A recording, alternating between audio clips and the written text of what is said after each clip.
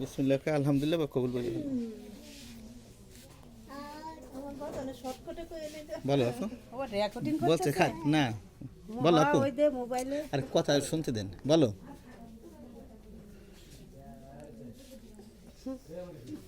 বলো বলো এত তাড়াতাড়ি ভিন্ন লাগবেন কান হচ্ছে আমাদের মেলা দেরি হয়ে গেছে আরো দেরি হোক বলো আপু রাত কুয়ায় যায় আমরা অল্প সময় লাগে বসে বলো আপু আপু বলি শুনছেন আপনি একবারও না বলেন নাকি আমরা তো কিছুই শুনি নাই মানে যে উনি যাবার বলো দিতেছে আপু তাই তো তাড়াতাড়ি করবেন না রাত পয়েন্ট গল্প করতেছে রাত শেষ হয়ে গেছে নাকি হুজুর আবার এই নামাজে যাবে তো আরে বলবে বলবে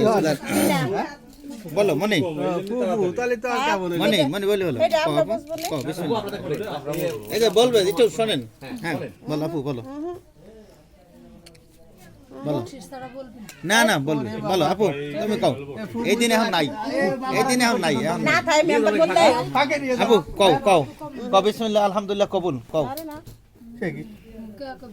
কি কি করতেছেন বলো কও আপু বলো পরে করি আরে আমরা গল্প জানি ও যে কবে আমরা তো শোনার জন্য কেউ আসতেছি না কথার জন্য হ্যাঁ শুনতে পারতেছি না বলো আরে আমরা কলেছি নো কবি বলো আপু দাদি না হলে তো মানাই তো ফুবু এলো এরকম কিরা কইছে ফুফু কিরা কইছে আমার সাইনবোর্ড লে আছে না ফুফু আমরা কথা না বলি হ্যাঁ আপু বলো আলহামদুলিল্লাহ হ্যাঁ কবুল কবুল শুনছেন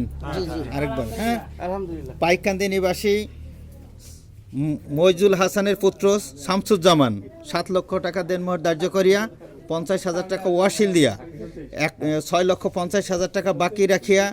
মোহাম্মদ আনিসুর রহমানের ওকালতিতে এই সাক্ষীগণের সম্মুখে তোমাকে বিবাহ প্রস্তাব করিয়াছে তুমি আলহামদুলিল্লাহ বা কবুল বলো বলো এখন আর দেরি করবি কে তাড়াতাড়ি কয়া দে বলো হ্যাঁ আর না করলে চল বলো আপু আলহামদুলিল্লাহ আরেকবার বলো আলহামদুলিল্লাহ কবুল করিলাম কবুল করে নিলাম হ্যাঁ শুনছেন আচ্ছা ধন্যবাদ আচ্ছা